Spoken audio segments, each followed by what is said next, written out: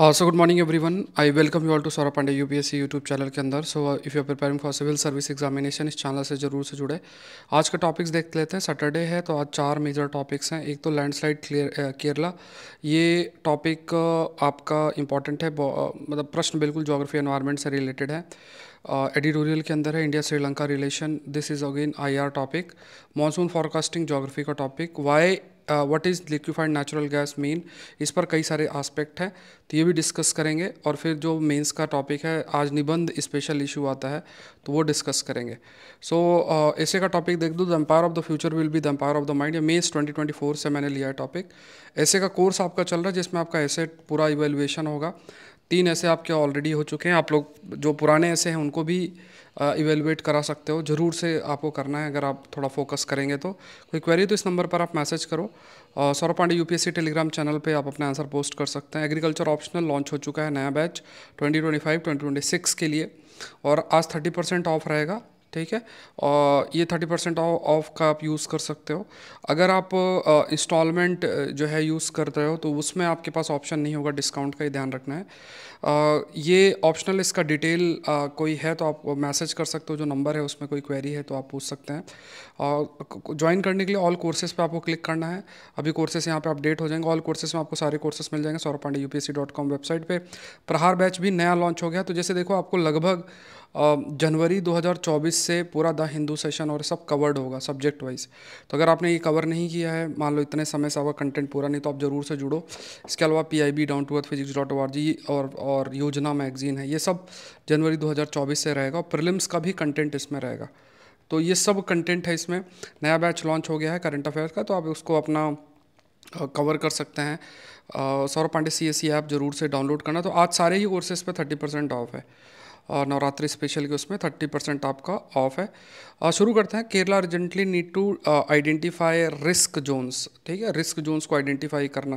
तो इसमें क्या है कि केरला के ऊपर जो लैंडस्लाइड आई है उस पर we have discussed a lot. तो यहाँ पे अगर लैंडस्लाइड इन केरला की बात करें, जैसे वायनाड का रीजन है, अभी इसी साल की बात करें तो यहाँ पे यहाँ ईयर सही कर दो।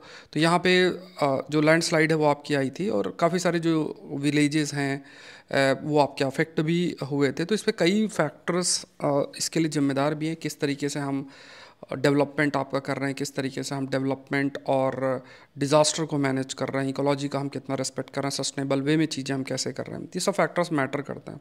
सो केरला की बात स्पेशली किया जाए तो यहाँ पे इट इज़ बॉर्डर्ड बाय सी, समुद्र है। अगर आप मैप देखोगे वेस्ट में, और वेस्टर्न घाट जो है इसके ईस्ट में है। एंड यहाँ पे वी कैन से जो with a settlement spread from the coast line to hill slopes. Coast line से पूरे हिल स्लोप में पूरा सेटलमेंट है। मतलब अगर आप मैप देखोगे तो बगल में समुद्र है, फिर पूरा वेस्टर्न घाट है, और वो बहुत ही मतलब इकोलॉजिकली सेंसिटिव एरिया भी है।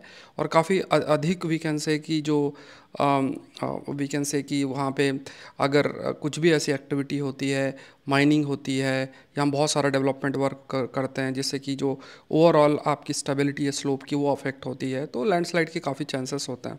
फिर सेटलमेंट पैटर्न भी यहाँ पे यूनिक है, बिकॉज ये पूरा एंटायर कोस्ट लाइन के अलॉन्ग है। एंड यहाँ पे ये भी कहा जाता है कि बहुत सारा जो इकोलॉजिकल एरिया है, तो there is an encroachment for development. क्योंकि कई स्टडी ये कहती है कि जैसे केरला से बहुत सारे लोग जो रूरल एरिया और दूसरे इलाके हैं वहाँ से आपके वेस्ट एशिया जैसे इलाके में जाते हैं, वहाँ से पैसा अर्न कर रहे हैं, फिर वो अपना जो लाइफ स्टाइल और दूसरी चीज़ों को चेंज करना चाहते हैं, नया घर चाहते हैं। तो इस टाइप से रियल इस्टेट बिजनेस का भी काफ़ी डिमांड बढ़ा है, और जो इंक्रोचमेंट है वो भी बढ़ गया है। इंक्रोचमेंट फॉर डेवलपमेंट जो है वो जो है फिर आपका दिखने लग गया। तो ये एक आयाम है जो आपको ध्यान में रखना है। क्योंकि देखो, कई सारे किस तरीके से प्रोजेक्ट हैं, उन प्रोजेक्ट के किस तरीके से डिमांड है वो भी बहुत मैटर करता है। डिमांड इन द सेंस कि अगर प्रोजेक्ट आपके रन किए जा रहे हैं अलग अलग जो है ना, तो वो अलग अलग जो डिमांड है प्रोजेक्ट्स की, तो वैसे वैसे फिर जो रियल इस्टेट की में भी सप्लाई शुरू हो जाती है। और फिर जो प्रोजेक्ट्स बनाने के लिए कई बार जो इकोलॉजी है उसका ध्यान नहीं रखा जाता है। आज मैं थोड़ा सा बाहर हूँ, तो हो सकता है अगर कुछ पीछे डिस्टर्बेंस हो तो थोड़ा सा बियर करना, बट सेशन आपका मिस नहीं होगा, ये मैंने आपको हमेशा से कहा है। और फिर आपका देखते हैं इंफ्रास्ट्रक्चर इश्यूज़ की बात करें तो कई सारी जो डेवलपमेंट एक्टिविटीज़ हैं, रोड्स इंफ्रास्ट्रक्चर, क्योंकि अगर कहीं भी ह्यूमन सेटलमेंट होगा तो वहाँ पे आप खुद सोचो कि पूरा सारा इंफ्रास्ट्रक्चर आएगा, रोड भी बनाओगे, इंफ्रास्ट्रक्चर दूसरा बनेगा, ड्रेनेज सिस्टम होगा, अगर सही नहीं होगा तो वो ड्रेनेज सिस्टम डेवलप किया होगा, अब उससे स्लोप की स्टेबिलिटी कैसे अफेक्ट होती है, क्योंकि नीचे नीचे सब पानी बहेगा, पानी धीरे धीरे मिट्टी से मिलेगा, रॉक से मिलेगा, तो उसका इम्पैक्ट अलग तरीके से स्लोप में होता है, ये भी है। सो जो डिज़ास्टर की फ्रिक्वेंसी है, जैसे फ्लड है, लैंडस्लाइड है, वो तेज़ी से बढ़ा है। कोस्टल इरोजन लगभग 250 किलोमीटर जो है ऑफ केला 590 किलोमीटर कोस्ट लाइन है, ये कोस्टल इरोजन से अफेक्टेड है। जैसे जैसे समुद्र की लहरें हैं टकराती हैं, कोस्टल इरोजन होता है, और कई फैक्टर्स हैं। फ्लड की वनरेबिलिटी भी बहुत हाई हो रहा है, जैसे लाइक कुछ जो एरिया है वेम्बनाड जो लेक के अराउंड है, वो भी they are also very much like वो अफेक्टेड है फ्लड से। मानसून के टाइम पे बहुत अधिक बारिश अगर होती है तो they are also affected by the flood. फिर क्लाइमेट चेंज का इम्पैक्ट है यहाँ पे, जो 2018 जो फ्लड है, it is labelled the flood of the century कहा गया है, because it's linked by climate change. इतना भयंकर भयावर जो फ्लड है वो आपका आया था।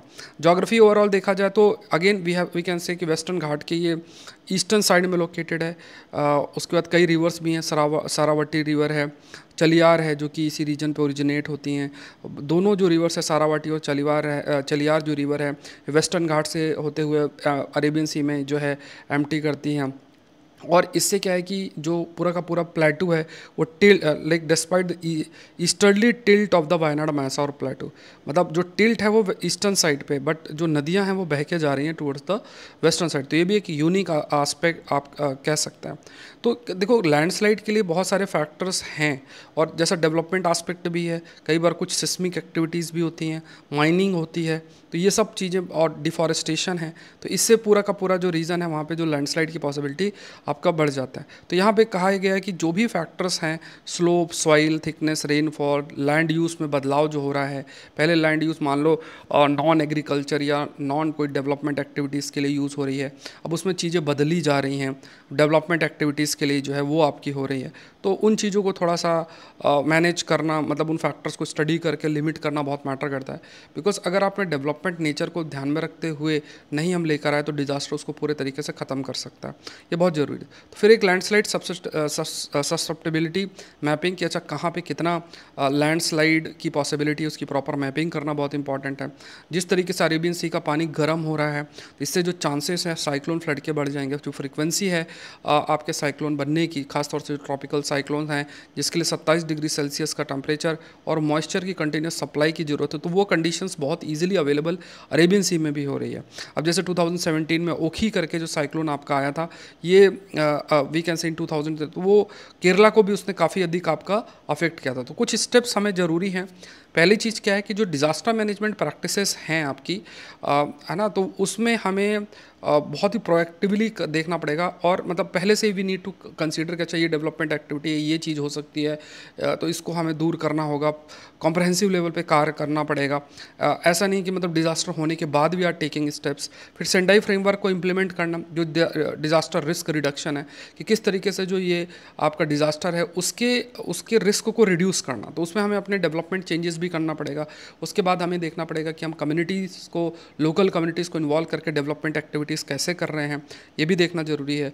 डिज़ास्टर रिस्क जोन डेवलप करना है, जिसमें हमें आइडिया रहे, उसी तरीके से हम डेटाबेस के बेसिस पे अगर हमने पूरा जोन मैपिंग कर ली, तो उससे फिर we can take certain steps, कदम उठाया जा सकता है। फिर कम्युनिटी का पार्टिसिपेशन इम्पॉर्टेंट है, जैसे जो लोकल कम्युनिटीज़ हैं उनका जो we can say local communities को लाइक इन्वॉल्व करना, that is also very important. Disaster risk mapping भी किया जा रहा है। इसके बाद क्या रोल किया जा सकता है, लोग क्या कदम उठा सकते हैं, डेवलपमेंट को इकोलॉजी के साथ या एनवायरनमेंट के साथ लिंक करके सस्टेनेबिलिटी की तरफ कैसे देखा जा सकता है, और कम्युनिटी बेस्ड डिजास्टर मैनेजमेंट की तरफ हम कैसे जा सकते हैं कि अगर डिजास्टर आता है उसमें कम्युनिटी क्या रोल प्ले कर सकती है। फिर हमें बॉटम अप अप्रोच होना चाहिए, मतलब कम्युनिटी ड्रिवन होना चाहिए, मतलब यहाँ पे कम्युनिकेशन बढ़ाना, कन्फ्लिक्ट रिड्यूस करना, मैनेजमेंट में लोकल जो कम्युनिटी को इन्वॉल्व करना, लोकल डेवलपमेंट में भी जो डिजास्टर रिस्क को कंसिडर करना। ऐसा नहीं कि लोकल लेवल पे कोई भी चीज़ें इंफ्रास्ट्रक्चर बन रही है और उसमें फिर डिज़ास्टर एस्पेक्ट को ध्यान ना दिया जाए, तो उन चीज़ों को भी ध्यान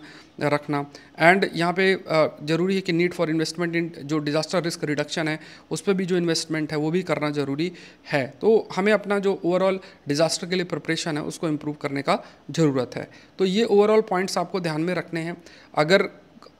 अगर देखा जाए तो ये सारे पॉइंट्स, अगर कहीं भी डिज़ास्टर आता है, अगर आप ये पॉइंट्स हिमालयन रीजन में दो तो कुछ जोग्राफिकल फैक्ट डिफरेंट होगा, लेकिन एक्सप्लेनेशन आपका यही होगा।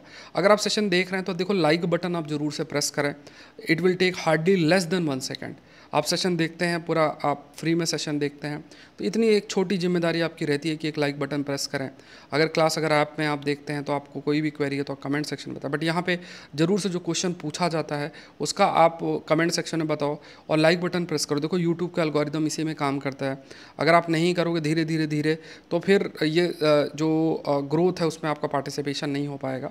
सो आई होप कि आप लोग लाइक बटन ज़रूर से प्रेस करेंगे। उसमें आपका कोई ऐसा बैंक से लोन ले लेना पड़ेगा, बस बटन प्रेस जो है वो करनी है, ठीक है। तो मतलब थोड़ा सा सेल्फिश बिहेवियर आपको अवॉइड करना चाहिए, हल्का सा, मतलब इट्स नॉट कि मतलब आप एक रोल प्ले नहीं कर सकते हैं। और जितने लोग भी जुड़े, I know all are serious aspirant, तो एक छोटा सा जो एक कंट्रीब्यूशन जो है वो आप लोग ज़रूर से करेंगे, ऐसा मेरा मानना है। और जो है चैनल की ग्रोथ में एक हेल्प करेंगे।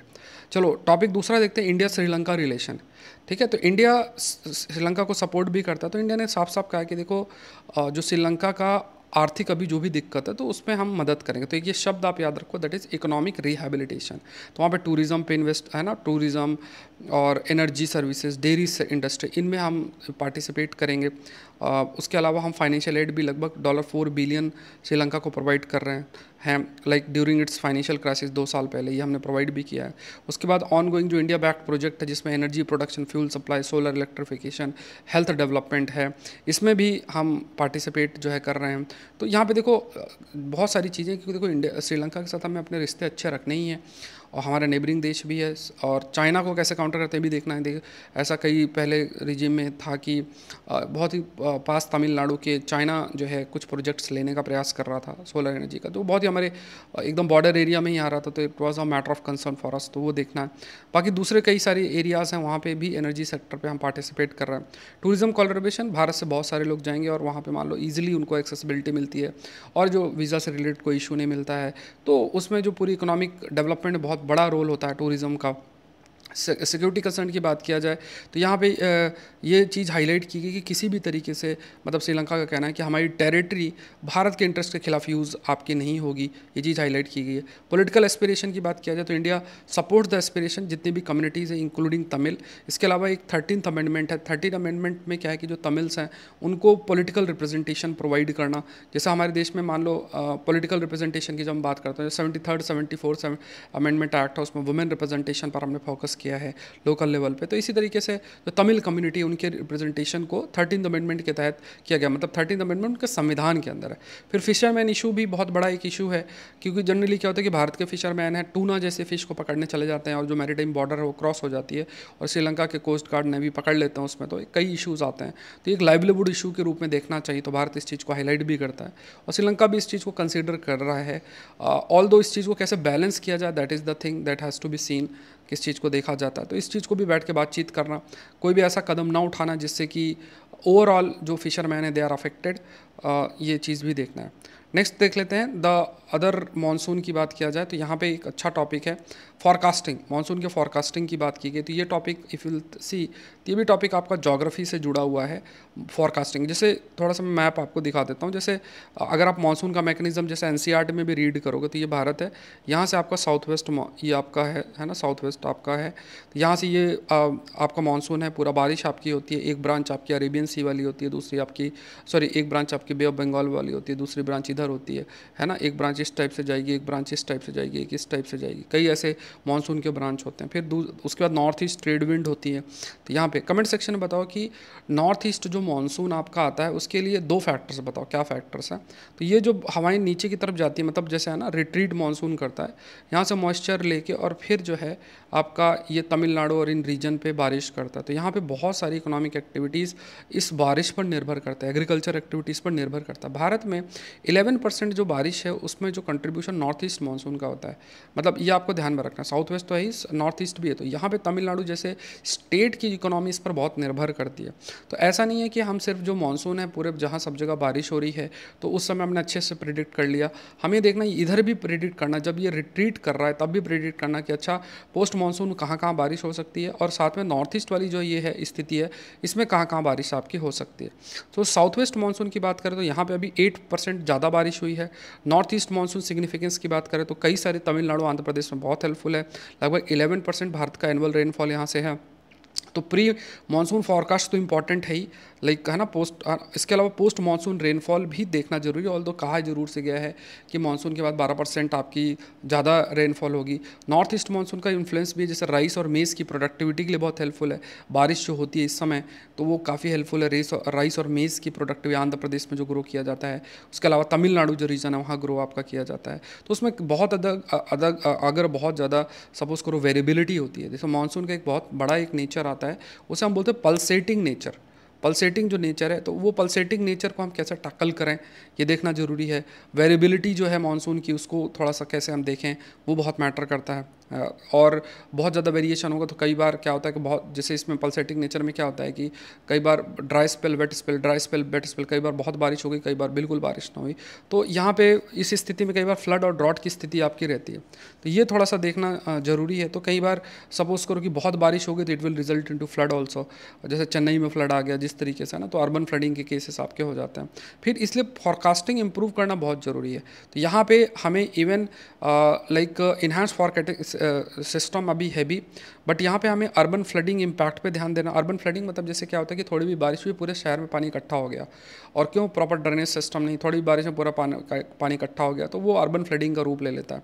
और किस तरीके से हम डिजास्टर मैनेजमेंट स्ट्रेटजीज डेवलप कर सकते हैं क्लाइमेट चेंज को ध्यान में रखते हुए। ठीक है, तो ये सब पॉइंट्स ध्यान में आपको रखना है। देखो एक चीज़ मैं आपको हमेशा बताता हूँ कि देखो geography, environment, science and technology, IR, ये सबसे डायनेमिक टॉपिक्स हैं जो कि करंट अफेयर्स में बहुत सारे रहते हैं, और बीच बीच में और दूसरे सब्जेक्ट्स के टॉपिक्स आते रहते हैं। पॉलिटी हो गया, सोसाइटी हो गई, और भी जो डिफरेंट एरियाज़ हैं। जैसे मैंने अभी आपको 10 क्वेश्चन आउट ऑफ 20 जो क्वेश्चन है, तो 10 क्वेश्चन जो है हमारे जो है उसमें आए हुए हैं। तो मतलब आपको मैंने दिखाया भी है, चाहो तो आप उसको देख सकते हो। अलग से वीडियो भी बनाया हुआ है, इसी चैनल पे पड़ा हुआ है, तो आप देख सकते हो how many question came from that. तो एक बार देखें तो थोड़ा आइडिया लगेगा कि UPSC किस तरीके से जो प्रश्न है वो आपके लिए फ्रेम कर रही है। तो आपके लिए काफ़ी हेल्पफुल रहेगा। एक चीज़ मैं बता देता हूँ, जल्द ही मैं 5am सीरीज़ स्टार्ट करूँगा। ठीक है, तो ये इस टाइप से आपको नोट्स और ये सब आपके शेयर होते थे, अगर आप लोग को याद हो तो 5am सीरीज़ रहेगा। इसका PDF जो लोग प्रहार बैच का या टेस्ट सीरीज़ का हिस्सा PDF आपको मिलेगा, लेकिन वीडियो लेक्चर आप यूट्यूब में देख सकते हैं। ठीक है, तो वहाँ पे PDF और वीडियो दोनों रहेंगे, और यहाँ पे जो है YouTube के अंदर आपका जो है एक प्रकार से जो वीडियो है वो आपको अवेलेबल रहेगा। ठीक है, ये चीज़ मैं आपको बता देता हूँ। इसके अलावा भी क्वेश्चंस, जैसे एक चीज़ और भी बता देता हूँ कि जो प्रहार बैच है उस प्रहार बैच में मैं जो आपको योजना के नोट्स भी मिलेंगे। जैसे ये आपकी जो योजना के नोट्स हैं तो आप देख सकते हो। बुक सीरीज़ के अंदर अभी हम लोग इंटरनल सिक्योरिटी के नोट्स में बना रहा हूँ, और ये बता देता हूँ M लक्ष्मीकांत पे वर्क चल रहा है, गवर्नेंस इन इंडिया पे काम चल रहा है। ठीक है, बुक सीरीज़ में जैसे ये नोट्स आपके हैं बुक सीरीज़ के, तो मैं काम कर रहा हूँ। ये दिसंबर तक सारे लेक्चर आपको मिल जाएंगे गवर्नेंस इन इंडिया पे। ये देखो, ये बुक सीरीज़ के ये काम डायरेक्ट किताब से हम लोग रीड करेंगे। इथिक्स इंटीग्रिटी वाला कोर्स देख लो, तो इसमें आपको पूरे जो ये नोट्स हैं, पूरे इथिक्स इंटीग्रिटी के लगभग 150 पेज के ऐसे नोट्स हैं, प्लस वीडियो लेक्चर्स हैं। ये सारे कोर्सेस आपके अवेलेबल हैं। ठीक है, इनको मिस नहीं करना। जहाँ भी आपका प्रिपरेशन का जो भी लेवल हो उस बेसिस में आप ज्वाइन कर सकते हो। और प्लस मैंने आपको बताया वीडियो जो है वो आप देख लो, वीडियो जो क्वेश्चंस आए हुए हैं प्रीलिम्स परफॉर्मेंस वाला और जो मेंस वाला है वो भी मैंने वीडियो डाल रखा है, तो आप एक बार उनको गो थ्रू हो सकते हैं। नेक्स्ट टॉपिक देखते हैं, व्हाट इज़ लिक्विफाइड नेचुरल का मतलब क्या होता है। ये टॉपिक अब कहाँ से ये टॉपिक मैंने पिक किया, क्योंकि देखो यहाँ पे LNG को ग्रीन फ्यूल के रूप में कंसीडर किया जा रहा है, तो यहाँ से टॉपिक है। एक बार थोड़ा सा मैं आपको होमवर्क दे देता हूँ। इंटरनेशनल मैरीटाइम जो ऑर्गेनाइजेशन है उसके ऊपर थोड़ा सा पढ़ लेना आप लोग। इंटरनेशनल मैरीटाइम ऑर्गेनाइजेशन जरूर से इसके लिए गो थ्रू हो जाना। तो यहाँ पे अगर देखा जाए तो लिक्विफाइड नेचुरल गैस में मीथेन प्रेजेंट है, लगभग 90% है। एंड उसका डीप रेफ्रिजरेशन है, लगभग उसको बहुत ठंडा किया जाता है -162 डिग्री सेल्सियस पे। और इससे फिर जो नेचुरल गैस उसको लिक्विड में कन्वर्ट किया जाता है। देखो समझो, गैस को लिक्विड में जब आप कन्वर्ट करोगे तो आपको ठंडा करना पड़ेगा, क्योंकि अगर आपने लिक्विड में कन्वर्ट कर लिया तो ईजिली उसको आप ट्रांसपोर्ट कर सकते हो। और एलएनजी को करेंटली क्लीन और एनवायरमेंट फ्रेंडली फ्यूल जो है कंसीडर किया जाता है। ये याद रखना, अभी जो है लिक्विफाइड नेचुरल गैस को क्लीन और एनवायरमेंट फ्रेंडली गैस के रूप में कंसीडर किया जाता है। तो ये जो गैस है ये कलरलेस, ऑर्डरलेस है, बहुत लाइट वेट है और मतलब सॉल्युबल इन एयर नहीं है, लिक्विफाइड नेचुरल गैस है। इसका जो फ्लेम टेम्परेचर है वो लगभग 1880 डिग्री सेल्सियस है, मतलब काफ़ी ज़्यादा जब जलाया जाता है। अगर गैसोलीन और ऑयल से कंपेयर किया जाए तो एलएनजी का काफ़ी एडवांटेज है। लाइक ये पूरे तरीके से बर्न हो जाता है, कुछ भी बचता नहीं है। जैसे बाकी चीज़ों में चीज़ें बचती हैं तो वो एक फ्यूल रेसिड्यू होता है जो कि एक पॉल्यूटेंट का काम करता है। ठीक है, थोड़ा सा मैं ये सही कर दूँ। ठीक है, तो यहाँ पे आई होप ये कंटेंट आपको दिख गया होगा, है ना, स्क्रीन से कटा नहीं होगा। So when compare to the gasoline, liquid natural gas जो है उसका ह्यूज एडवांटेज है, ये पूरी तरीके से बर्न होता है विदाउट लिविंग एनी रेसिड्यू। तो ये इससे क्या है कि कोई भी मशीनरी में अगर यूज़ होता है वो सेफ भी होता है और पोल्यूटेंट्स भी कम ही रहते हैं। LNG 2.4 time the capacity of compressed natural gas है। सो अगर सीएनजी को अगर आपने लिक्विफाइड कर दिया तो उसकी जो कैपेसिटी है वो बढ़ जाती है। ये चीज़ आपकी हाईलाइट की गई। How liquefied natural gas produce कैसे की जाती है? पहली बार नेचुरल गैस आपकी ट्रांसपोर्ट की जाती है रिफाइनरी में, वहाँ पे फिर है ना, उसके बाद in order to be cleaned, उसके बाद उसको प्रोसेस किया जाता है, फिर उसको लिक्विफाइड नेचुरल गैस में कन्वर्ट किया जाता है। सो नॉन हाइड्रोकार्बन सब्सटेंस जितने भी होते हैं, जब भी प्रोसेसिंग आपकी होती है तो हाइड्रोकार्बन्स जो प्रेजेंट होते हैं, है ना, most often carbon dioxide, hydrogen sulphate, उन चीज़ों को आपका एलिमिनेट किया जाता है। देखो इसलिए कहा जाता है कि ये जो है ये बेसिकली एलएनजी जो है वो एनवायरनमेंट फ्रेंडली है। क्यों? क्योंकि उसमें CO2, हाइड्रोजन सल्फाइड जैसी चीज़ें उनको प्रोसेस करके हटा दिया जाता है। तो नेचुरल गैस जो है फिर उसके बाद कूल किया जाएगा to a temperature of -162 degree Celsius, फिर उसको लिक्विफाई किया जाएगा। एंड वंस ऑल जैसे ही सारी जो इम्प्योरिटीज़ आपकी हटा दी गई हैं, फिर ये एलएनजीज़ हैं वो आपका एक स्टोरेज टैंक में रख के उसको फिर रखा जाता है। और इसका यूज़ भी बहुत सारी जगह पे, लाइक कोल के सब्स्टिट्यूट के रूप में यूज़ हो रहा है थर्मल पावर स्टेशन में। एलएनजी जो है कंबशन फ्यूल के रूप में यूज़ हो रहा है हीटिंग और ड्राइंग सिस्टम के लिए। एलएनजी ट्रांसपोर्टेशन सेक्टर में भी यूज़ हो रहा है। LNG clean energy source for residence of homes में इस्तेमाल होना, और कई दूसरे सेरामिक मेटलर्जी इंडस्ट्री में भी इसका जो इस्तेमाल है वो आपका हो रहा है। तो बहुत सारी जगह पे जो है वो हो रहा है। बाकी की प्रोसेस मैंने इस स्लाइड्स भी आपको डाल दिए हैं और मैंने आपको ये दिखा दिया कि कहाँ से क्वेश्चन आपको फ्रेम हो। अगेन आई एम सेइंग कि अगर आप सेशन देख रहे हैं तो आप लाइक बटन ज़रूर से प्रेस करें, और मैं प्रयास करूँगा कि, है ना, कि आप लोग जो 5M सीरीज़ है वो मंडे से पूरा आपका स्टार्ट हो जाएगा। ठीक है, एग्रीकल्चर ऑप्शनल में आज 30% आपका ऑफ है। ये नया बैच शुरू हुआ है। ठीक है, तो नया बैच है, नवरात्रि स्पेशल ऑफर है, 30% है। तो आगे अभी तक ज्वाइन नहीं किया, ज़रूर से ज्वाइन करा। इंस्टॉलमेंट ऑप्शन भी है। इसके बाद ये प्रहार बैच ज़रूर से ज्वाइन करना, क्योंकि 5M सीरीज़ वाली भी PDF आपको इसमें मिलेगी और प्लस टेस्ट सीरीज़ में अवेलेबल रहेगी। और दूसरी चीज़ आप ये भी याद रखें कि इसमें अगर आपने जनवरी 2024 से करंट अफेयर पूरे तरीके से कवर नहीं किया तो आपको कवर कर लेना है। अगर आप इसको फॉलो करते हैं तो जो ये सेशन यूट्यूब में होता है इसको खाली आपको सुनना है। अगर आप चाहो जब भी टाइम मिले आप सुने, बाकी आप अपना इस फोकस करें जो यूट्यूब में, मतलब जो कोर्स है इसमें पूरा सब्जेक्ट वाइज कंपाइल्ड रहेगा, PDF रहेगा, योजना का भी रहेगा, डाउन टू अर्थ भी रहेगा, physics.org हर चीज़ रहेगी। तो पूरा का पूरा प्रीलिम्स और मेंस करंट अफेयर्स आपका इसमें इंक्लूडेड रहेगा। तो 53 लेक्चर्स ऑलरेडी हो चुके हैं, तो वो पहले हम लोग कवर करेंगे, फिर बाकी चीज़ें कवर्ड जो है रहेंगी जो नए बैच में है, जो नया बैच जो है ज्वाइन किया। जिन्होंने पहले किया तो उनका एक अच्छा डिसीजन रहा है। उसके बाद अभी कुछ वीडियो लेक्चर्स अभी मैं प्रिपेयर कर रहा हूँ, वो भी आपको इस जो पुराना बैच जो है वो और इसमें प्रहार बैच में भी ऐड ऑन हो जाएंगे। सौरभ पांडे CSE ऐप आप डाउनलोड करना। आज ऐसे का टॉपिक है, ऐसे का कोर्स भी आपका चल रहा है, तो आप अपने ऐसे को इवेलुएट करा सकते हो। टोटल 50 ऐसे हैं, तो आज भी सब में 30% ऑफ है। ठीक है, तो ऐसे टॉपिक है empire of the future will be the empire of the mind, mains 2024 का है। कनेक्ट कर सकते हैं मुझसे, कोई क्वेश्चन है तो आप इस पर भेज सकते हैं। थोड़ा ट्रैवल कर रहा हूँ, हो सकता है रिप्लाई ना हो पाए, बट आपका मैसेज होगा तो ज़रूर से रात तक रिप्लाई हो जाएगा। और ये आपका टेलीग्राम चैनल है जहाँ से आपको अपना PDF डाउनलोड करना, जिसका लिंक डिस्क्रिप्शन बॉक्स में है। तो आप लोग अपनी तैयारी करते रहें, और मेरा सभी से अनुरोध है कि आप लाइक बटन प्रेस करें, जो क्वेश्चन पूछे जाते हैं उनके आंसर करें, जहाँ मौका मिले आप सेशन को शेयर करें। ठीक है, तो जिससे आप एक रोल प्ले करें, है ना, रोल प्ले कर सकते हैं जो चैनल है उसके ग्रोथ में प्लस सेशन के ग्रोथ में।